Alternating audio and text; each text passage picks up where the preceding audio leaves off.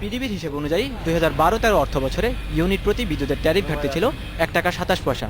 তরল জ্বালানির ব্যবহার বৃদ্ধি সহ নানা কারণে গেল অর্থ বছরে এ ঘাটতির পরিমাণ বেড়ে দাঁড়ায় 1 টাকা 87 পয়সা। এতে গেল অর্থ বছরে পিডিবির মোট ট্যারিফ ঘাটতি হয় প্রায় 7,500 কোটি টাকা। ঘাটতির পরিমাণ কমাতে গেল সপ্তাহে বিইআরসির কাছে বিদ্যুতের পাইকারি মূল্য বাড়ানোর প্রস্তাব পাঠিয়েছে পিডিবি।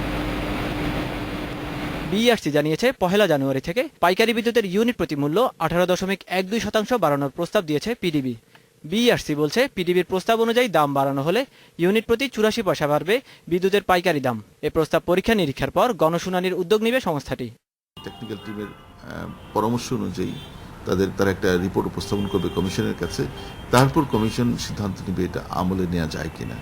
যদি কমিশন আমলে নেয়, তারপরে আমরা মানে আমাদের পরবর্তী কার্যক্রম, যেটাকে আমরা গণশুনানি বলি, সেই গণশুনানিতে আমরা বিষয়টা উপস্থাপন করব। পার ইউনিট 84 পয়সা বৃদ্ধি পাবে আর কি তাদের প্রস্তাব অনুযায়ী, এবং সেটা পার্সেন্টেজ যদি ধরেন, বৃদ্ধির পার্সেন্টেজ সেটা 18.12% বৃদ্ধি। পাইকারি দাম বাড়লে খুচরা পর্যায়েও দাম বাড়ায় বিতরণকারী সংস্থাগুলো। তাই এবারে পাইকারি পর্যায়ে গণশুনানির পর খুচরা পর্যায়েও গণশুনানির চিন্তাভাবনা করছে বিইআরসি।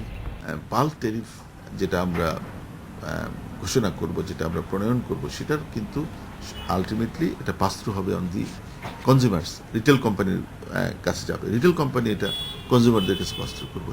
সেজন্য আমরা একটা স্ট্যান্ডার্ড ধরে রেখেছি যে আমরা যখন বাল্ক ট্যারিফ অ্যাডজাস্ট করব, সাইমালটেনিয়াস রিটেল ট্যারিফও করব। Taimur Chowdhury, independent news, Dhaka.